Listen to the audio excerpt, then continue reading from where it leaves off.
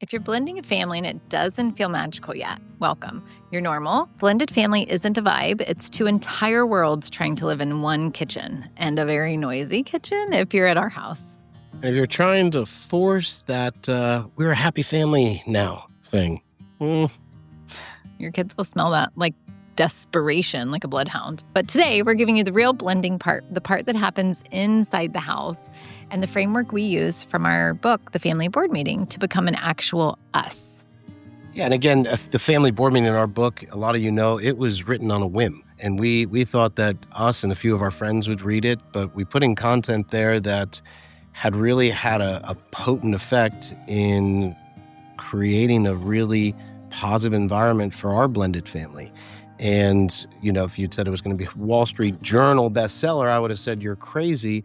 The writing's not that good, but I guess the message was. And whatever we put into the book, it wasn't stuff just to fill pages. In fact, it's a short book. It was just some very clear steps that, I don't want to say they made all the difference, but they made a great deal of the difference once we, kind of backtracked and reflected. I think hugely. And also, I think one thing that was great about it, or is still great about it, is that it focuses on your relationship. It's not co-parenting or ex drama. It's literally about the bond you have with your child, the bond your spouse has with the child, or the bond that you and your spouse have together.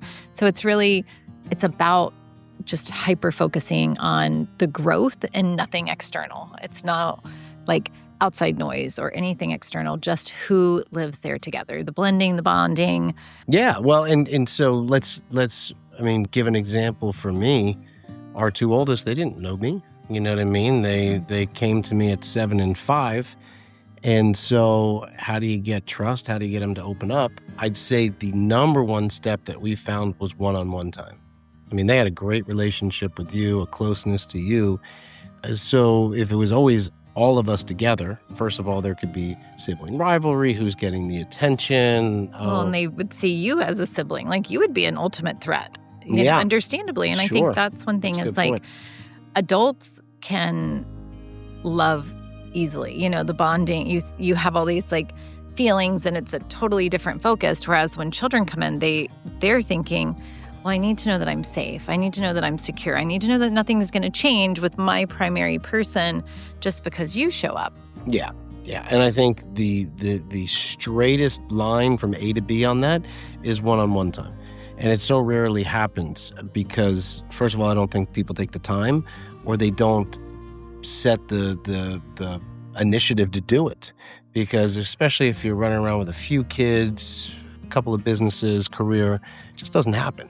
And so, but the results of getting one-on-one, from what we saw is trust was built, understanding and appreciation came about, really difficult conversations for us that I didn't feel equipped for, but I felt more confident doing in that simple one-on-one setting. There was discovery. I think that's one of the coolest things about one-on-one time. I think there was discovery of things about me, things about each of us by being one-on-one that you can't do in a group. Yeah. And I think too, you find out where do you belong in this pod. We now have new members of our family. It's now been rearranged. The puzzle looks a little bit different. Where do I fit? Do I fit? I think would be a very reasonable question a child would have. I know as an adult, I walk into a room just because I'm more introverted, you're more extroverted, but I walk into a room full of adults that I don't know, even if I know all of them, and I immediately think, oh, where do I belong? Do I belong here? Where do I belong here? Should I go?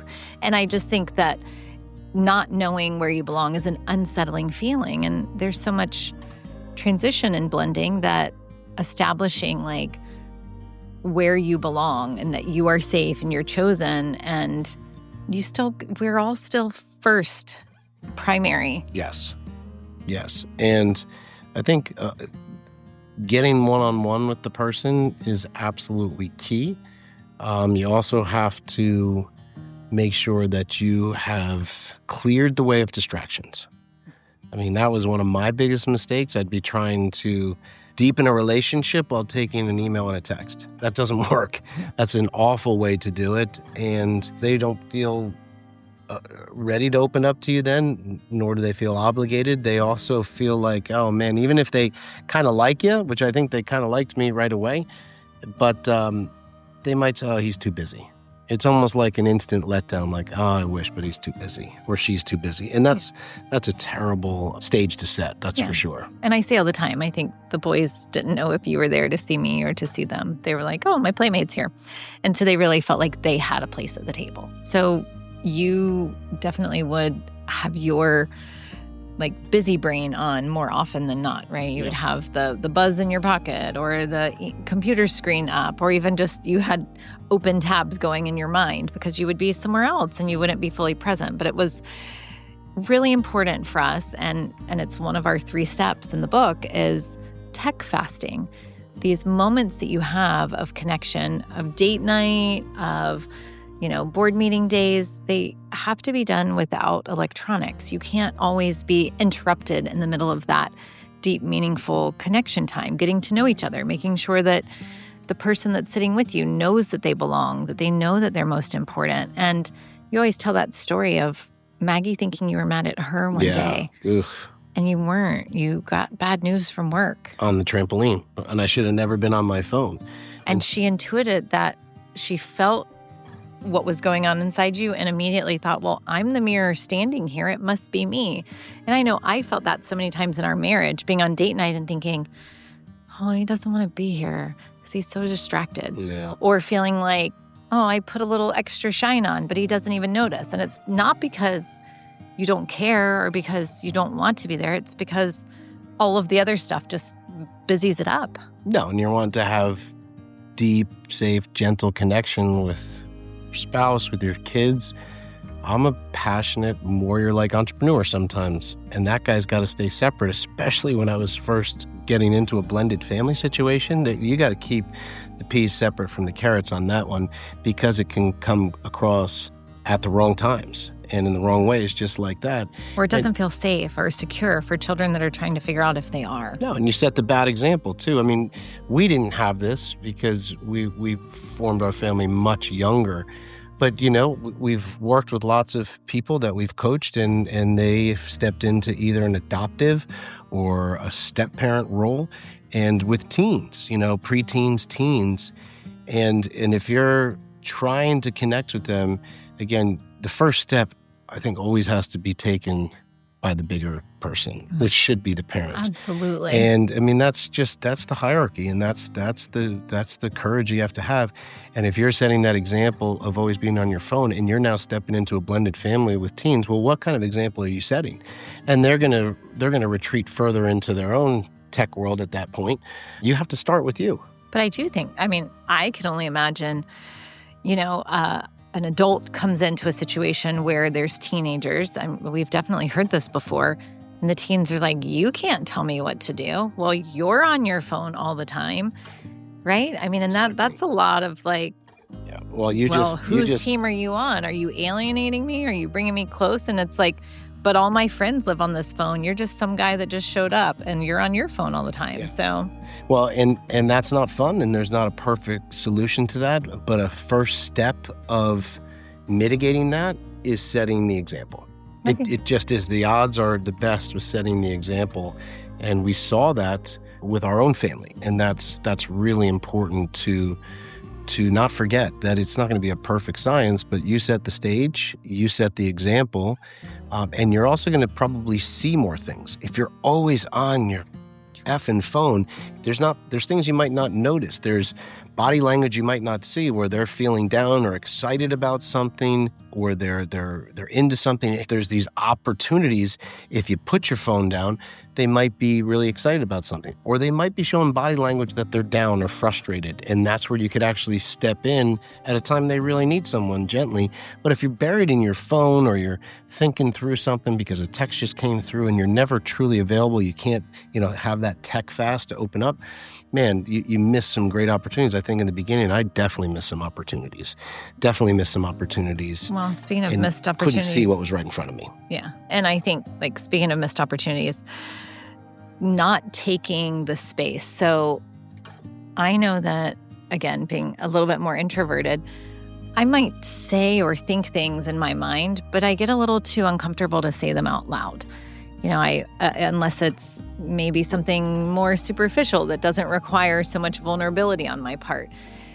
And so if you are buried in your phone, then you're losing that opportunity to be vulnerable. You're not exercising that muscle. And so, another one of our third pillar is really meaningful conversation, saying the unspoken, and I think if you are not noticing or giving yourself space to feel what needs to be said, you're never going to say it. And so just as you said a few minutes ago, like you going first is so important in a new situation and blending a family, is that you being vulnerable and saying, hey, this is hard for me. I just stepped into your world. I don't know what do you guys like? How do you like to do things around here? What are some of your roles? Hey, I'm feeling a little, you and your mom have such a language and you move through this house so wonderfully and you know what you do together. Could you let me know some of that? Or hey, I don't know. I'm just making different scenarios up, especially like a teenager. But I think if you're always distracted, then you're missing that opportunity to be vulnerable and to go first. And that's really our last pillar, is saying those things that need to be said. Yeah, I think that's key. And you set the stage by getting one-on-one, having some distance from your technology so something's not distracting you and you're fully present. Your mind is really grounded in the moment. And we don't need to get into the science on that, but you all know it's out there. That saying the unspoken is really important. I think something that we did right and in all different situations is what that time together when you actually have the attention, there's no distractions. Like you said, you could be asking questions like, hey, I'm not quite sure how to do this. What are you really interested in? How are you feeling? What do you want? And they might be a little shy or they might open up. But again, there's times where, hey, I noticed you're really good at Legos or creation building these crazy beach towers to jump off of in the sand or whatever it was.